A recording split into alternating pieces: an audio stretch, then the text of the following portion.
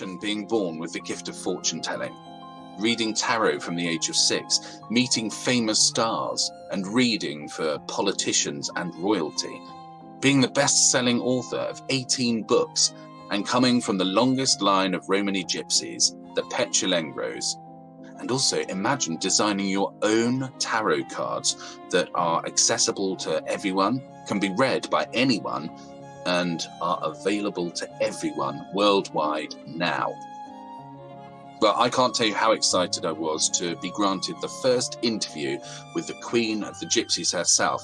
And like her new tarot deck, I wanted to delve deeper and really get to know what makes the Gypsy Queen tick, where she's from, why did she decide to produce these cards now, and where we can get them from, and also what the future holds for us all.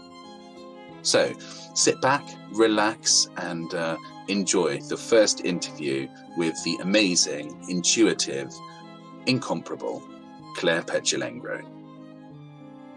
Claire, thanks so much for doing this interview with me. I can't tell you how excited I've been to actually ask you questions about your life rather than you telling me the answers to mine.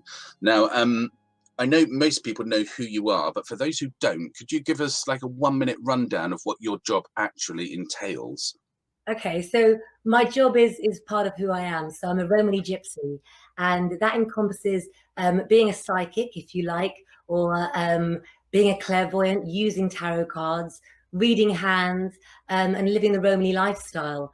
So we're known for giving readings, really. But on top of that, we're always a mum. We love our families, and it's a belief, a way of life that I want to bring to everyone, actually.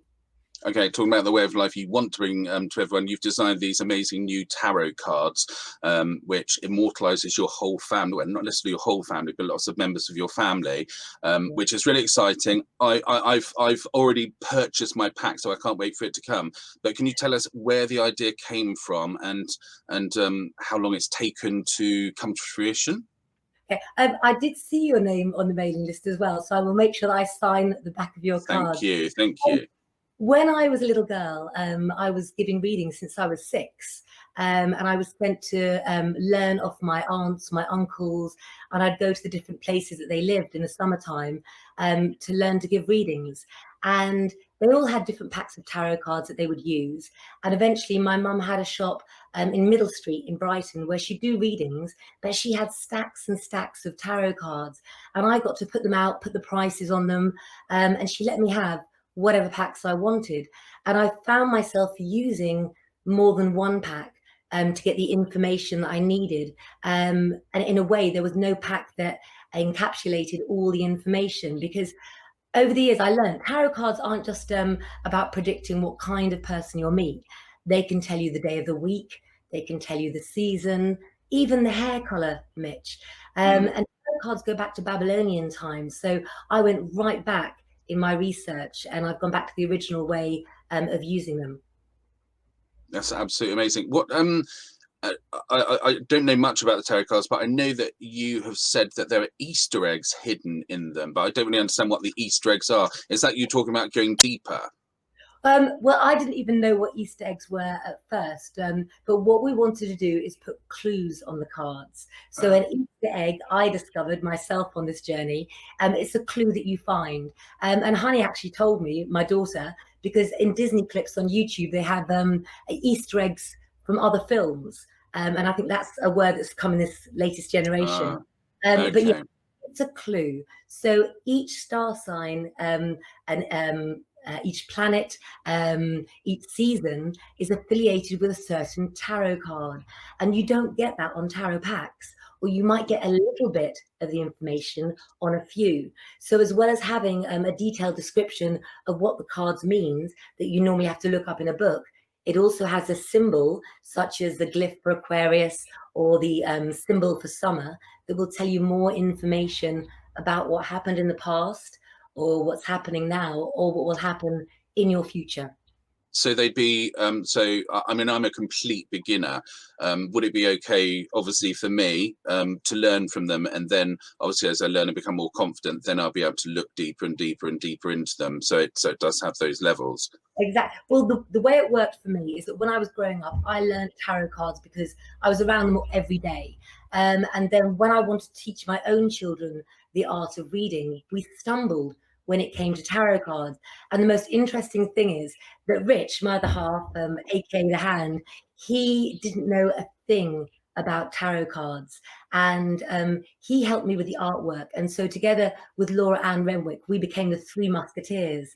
And I had all of the information. And by putting the clues on the cards and then those two helping me explain the story and them coming up with a theme that interacted through every card in the pack, finds himself being able to learn the cards now, and he knows what they mean. And he's only been learning since June, really. So if he can learn in June, then I think anybody can. Well, I can't wait. It's really interesting because when you pick up different tarot cards, they sometimes have generic empresses on them, or different characters, but you have immortalized your family into these cards. I mean, I haven't seen the cards, but I've seen you show some of them, and your mum's on them, your dad. How did you decide who to put on the cards, and was it difficult? Did you miss anybody off that you wish you had on there, or you wish there were more cards you could have got more people on? There's certainly more packs in my heart to do, but no, I didn't miss anybody out. And when tarot cards began, if you go back to the Babylonian times, the priests used to give readings to the pharaohs with tarot cards they created. And when we move forward in time, the Italians used storytelling as a way of divination. So the cards became more colorful. And just as the Italians have that flair, it became a story. And over the years, do you remember those books where you could sort of turn a page and find your own adventure? Yeah. Well, yeah. So to me, that was pretty much what tarot cards did. You could make a choice, and depending on the card that was next to it, it could take you this way or that way. Is the card the right way up or the wrong way up? And so in a way, I took the storytelling theme, and with the different suits in the cards, for summer, we've got sort of the cup cards, which are all by beaches and by the sea, telling the story of lovers and heartbroken lovers. And when we go with the pentacles, we go back to medieval times. And then looking at autumn, we've gone back to the Babylonian times. So we're going over the ages. And also we've got the clubs as well, which are the magical wands, which are to do with our creativity. But in tarot cards, what I'll be teaching as well is you have 78 cards in a pack of tarot cards, and it's like having a bunch of friends. So I'm trying to teach people the 22 major arcana cards, which are our spirit journey through life, our journey that our spirits had for our past, our present, and our future. And then minor arcana cards, which are based on playing cards, they tell us about the people and the events that have affected us, that are affecting us, or that will. And so with the writing and the meaning on the cards, I hope that it will be right in front of your face. And also, if you go on to use any other pack of tarot cards as well, you'll remember those faces. But Mitch, I'm so proud to have had my family on the cards, but they're playing a cast of characters. And so I picked people that would apply. And many Romany gypsies out there will know of a character who's legend, and he's called Joey Gray. And he was known for being able to live life with not a penny in his pocket. And he created this really famous dish, and we called it Joey Gray, and everybody knows it. And so he plays the hanged man, and he's playing the character. And we teach you how to understand the cards by getting to know the characters on the cards, but they're bigged up and a bigger version. But I think it works, and I think and I hope that everybody else will too. Well, I think they're fascinating just looking at them. And of course, you earlier on, you referred to the hand. And I was going to say, the old saying is, behind every successful man, there's a powerful woman. But behind every successful woman, is there a powerful man? Or, so... There is. So Rich, without him, I wouldn't be doing what I'm doing today. About a year and a half ago, I'd had enough of 10 years on Brighton seafront. And, you know, somebody comes in for a reading and half an hour later, you don't see them again. And I think I wanted more. I wanted to help more people. I felt change was coming. I had no idea, you know, it would be this big. I thought the change was for me personally. And I seem to have caught the wave on social media, and I had this whole new family. And the followers became like a family to me. And then when we hit lockdown, I created a magazine that somebody said I couldn't do. In fact, several people did. And I created another family, you know, the Lengro family of great writers and presenters and everything. And so I do have this habit, Mitch, of picking people up, like stealing them, like the gypsies do in my life. Yeah, absolutely. Well, I know you're a powerhouse. I mean, I hadn't seen you for years. When I first spoke to you after a while, I could just sense that. And I think that's good to have in life, isn't it? When thinking about the cards, just going back to the cards quickly, the designs are so beautiful. Not only they're your family, and as you say, all these Easter eggs, other things that you're looking, they go deeper and deeper. Can you tell us a bit how you decided? I mean, you don't draw, do you? Or you don't paint, and Rich doesn't either, but Rich has got a good eye for it. And then who did you pick? What happened, the process? So what happened is we went at the beginning of the year before the virus to Italy, and we went to go and get inspiration for the cards in Sicily. Lots of other adventures happened when we were there, but that's a story for another time. And we came back, and through a mutual friend, I'd heard of this woman's name called Laura Ann Renwick. And I turned round to Rich and I said, I'm going to have something to do with that woman. And lo and behold, about 6 months later, the project took a bump and we connected. And it was as if we had known each other forever, to the extent, Mitch, that I asked her to draw a home for the Pentacles, which was to do with this medieval theme. And Rich would draw his version of the picture. And then Laura would also sit and draw her version of the picture. So the way it would always come out, and we videotape this for future evidence, is that Rich would be drawing exactly where the people would be placed and what would be in the card, given my hidden clues and my writings and where the scene was set. And then Laura would draw things. And one day she sent a picture of what would be the Pentacles main house. And, you know, I swear on all of my family's lives, she drew the house that I grew up in, that I lived when I was 11. And it was exactly the house, to the extent that she continued to draw it. And Laura's an intuitive artist.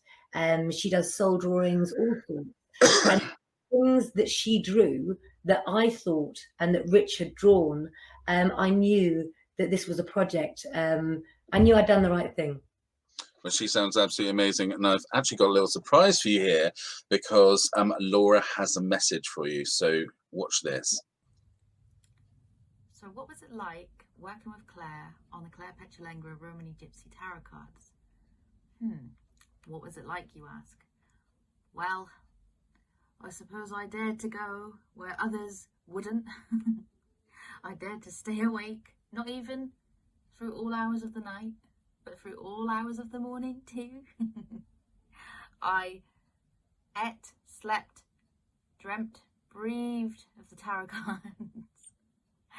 And what can I say? Not only have we created a pack of tarot cards that were Claire's absolute dream, but we've created an amazing friendship, one which I'm sure will be secured for a very, very long time to come. And not only was this an opportunity for me to design and do the artwork for Claire's cards, but to get to know her, to get to know Richard, to get to know the girls, to get to know Claire's family and family history, and to just really be welcomed into the Romany Gypsy history and lifestyle. And yeah, designing them, it was lots of fun, lots and lots of fun. We nearly had some tears, but we had lots of laughs. We spent copious amounts on FaceTime and video calls, which I dread to think how much it would cost had they not have been free. But no, it was an absolute pleasure and a joy to work with Claire and with Rich, and I would do it all over again, even that all-nighter. The all-nighter that didn't even include any alcohol, just copious amounts of coffee, terrible radio, some snacking olives, and some what's the word? Lots of motivation that was needed, because boy, did I need it. I got to 4 o'clock and I was ready to give up, but we did it. We showed that we were a good team and that we could persevere. And at the end of our all-nighter came the finished pack of tarot cards that was ready to send off to the printers that morning. So all in all, I would say that I've absolutely loved working on the cards for you, Claire, and I would do it all over again, but just give me a few months and a bit more sleep until the next lot. Love you lots. Mwah. Oh, that's so lovely. Laura's such a legend. It sounds like she had a really great time on the project with you and Rich. So yeah, I suppose it was quite relaxing afterwards. Did you have lots of bottles of champagne and things lined up for the day that you had them, printed? No, we didn't, because I had so much marketing to do. And Mitch, if you do remember over the years, I'm a real lightweight because I've got very thin blood. So one glass really does it for me. Like Laura says, we did this all-nighter as well. And the all-nighter project that we did was staying up. And it was the most amazing time, working through it 3 or 4 in the morning. And we became sisters. And I know that there are lots more projects that we'll be involved in, but she's incredible, and she's going to go so far. It's amazing when you meet people like that on your journey, isn't it? I think it's quite easy to make friends when you're young, and then you go through a stage of meeting lots of people, but sometimes they don't become lifelong friends, and it's so nice to you can almost tell, can't you, and intuitively you just pick them up and go, you're mine, you're going to stay with me forever, and it's so nice. It's such a nice thing. Claire, go on. To say, if you're referring to this the time that I told you that you were going to come and work with me, I did kind of, so yeah, I know, about 30 years or something. Okay, I've got some questions, because when people heard that I was going to interview you, and of course we're just interviewing for the tarot cards at the moment, but I want to do a longer interview with you at some stage. But when people knew I was interviewing you, they sent some questions in. So there were loads of questions, but I've just nailed down to sort of 6. So you okay to answer those? I am, but the answer to the first one is I didn't do it. You didn't do it. You did nothing. Okay. So this is a great one. This is Brenda from Dartmouth, and she asks, can you read your own fortune? Trying to read your own fortune, what you want gets in the way of what you see. So my feeling is that as a human being, I can know when I was younger not to go out with that, good looking bad boy or whatever. But I think a physical attraction can take over. I think that as a clairvoyant for myself, that the older I get, the wiser I am. So I think it's lessons learned. So for others, normally it's a feeling I pick up. And if you think about the feeling of clairvoyance, it's one of our senses. We don't just have 6 senses, we have 9. And clairvoyance is your 6th sense. So use it just the same way as you use your sense of smell to know that's not right. So I'm still learning that one, but not easy.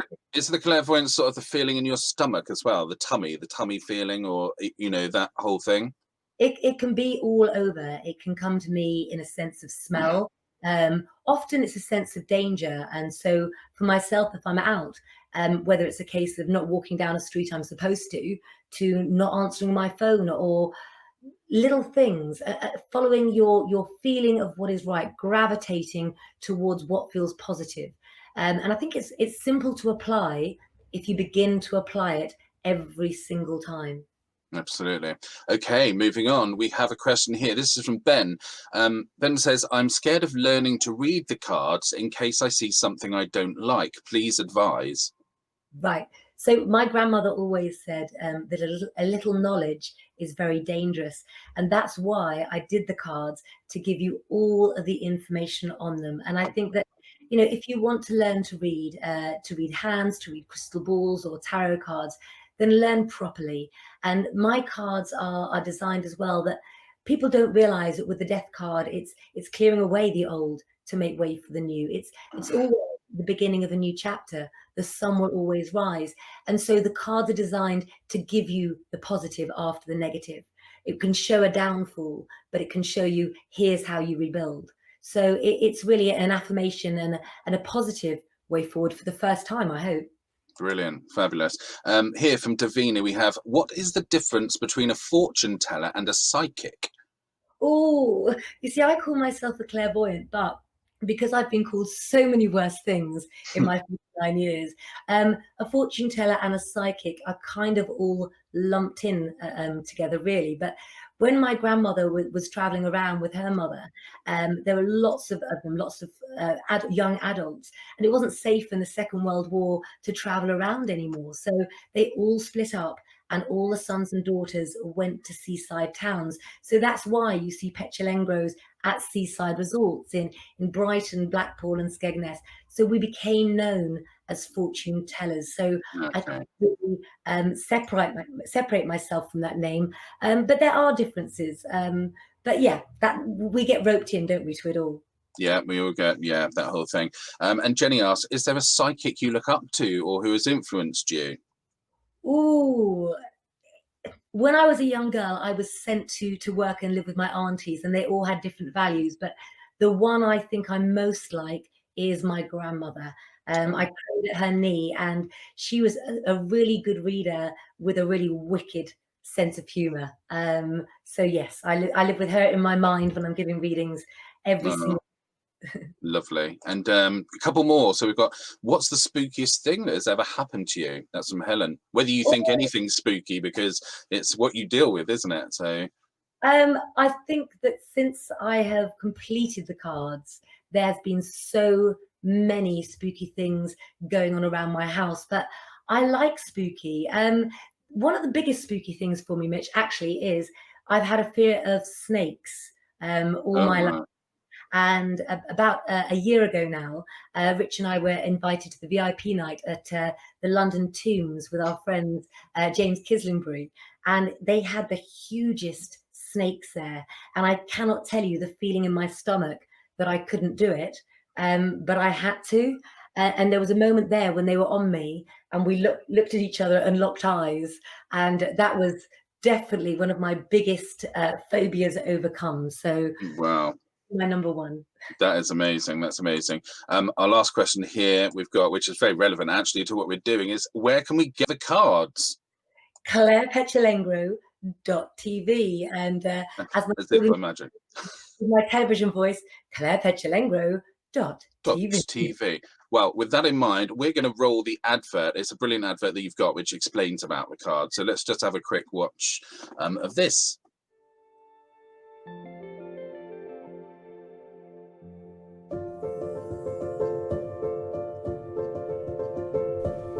Welcome to the Claire Petulengro Romany Gypsy Tarot cards. There's far more to each one than you could believe. Let's unlock the secrets of your tarot so that you can become as skilled as the gypsies in the art of divination.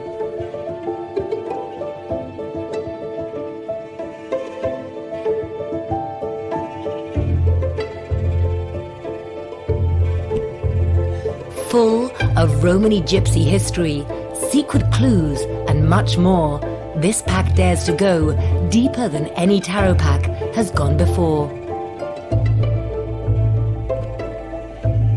The Claire Petulengro Romany Gypsy Tarot cards. Order your pack now at www.clairepetulengro.tv. Well, they look absolutely amazing. I can't wait to get hold of my deck.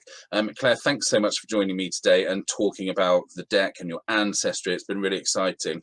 I do, however, have a question to ask, if you don't mind.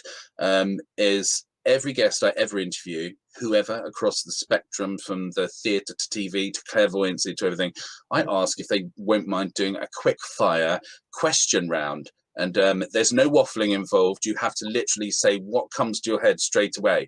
So you can't you can't be waffling around. Are you up for that? I was, but I do waffle, and I've done so well so far. Okay. That's right. If you waffle too much, I'll just move on to the next question. Okay. Are you ready for this? So it's 15 under the skin competition questions. So number one, your fondest memory. The moment that I opened the cards recently. Brilliant. Having my babies.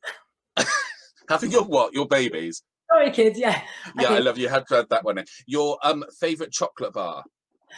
Oh, anything dark chocolate. Bourneville. Lovely, lovely. And your favorite meal? Curry. Anything spicy. Lots of chilies. Your favorite place for a holiday? Oh, Paris. Montmartre, Le Catherine. Beautiful restaurant. Okay, and the worst meal someone could give you? Oh my goodness. What's that pudding called? Black pudding. Oh, black pudding. Lovely. Nice bit of black pudding on a breakfast. Your favorite drink? A cup of tea. Earl Grey tea. Who couldn't love tea? Have you got any tattoos? I know you've got one, it's obvious, but any tattoos? I have loads that my family don't know about. Oh, right. Okay. So we're not going to know. Do you want to show us the one on your hand? Is that all right? Show us that one. The feathers for my father. So he said that he promised he'd come back as a bird. And after Oh, strange encounters over the last 28 years, 29 years, whatever, I decided I'd better get one to attract him when he can't find me. that's absolutely lovely. And what's your biggest fear?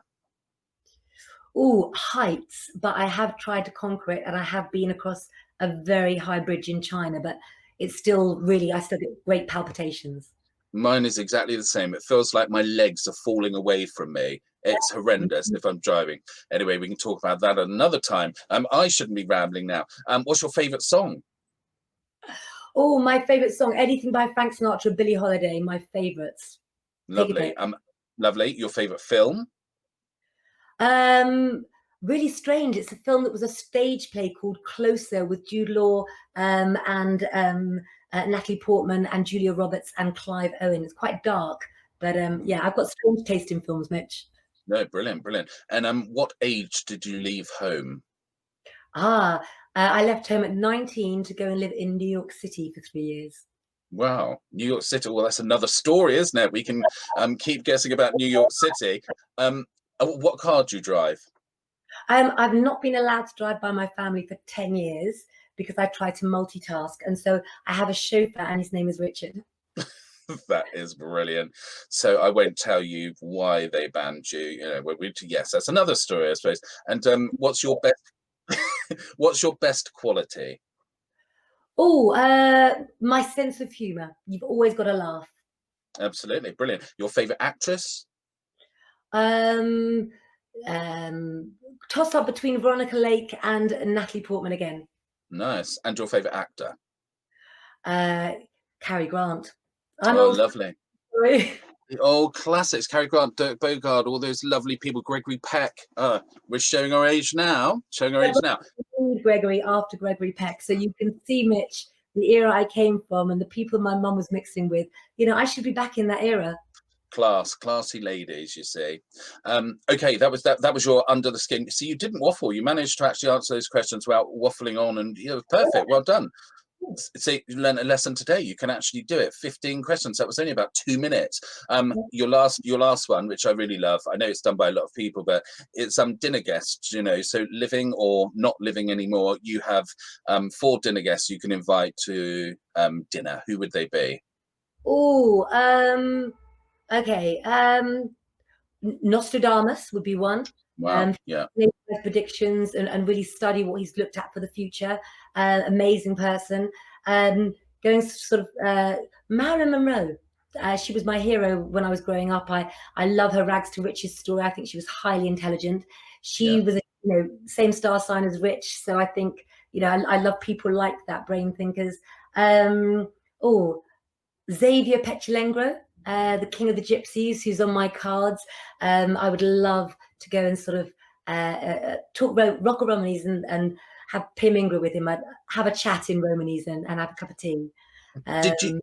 Is that 4? Sorry, I couldn't remember, but I was interested in Xavier because you always mention him, and I don't know the timeline. But did you know him, or is he back in the past? No, so he was in the 1800s. Oh wow!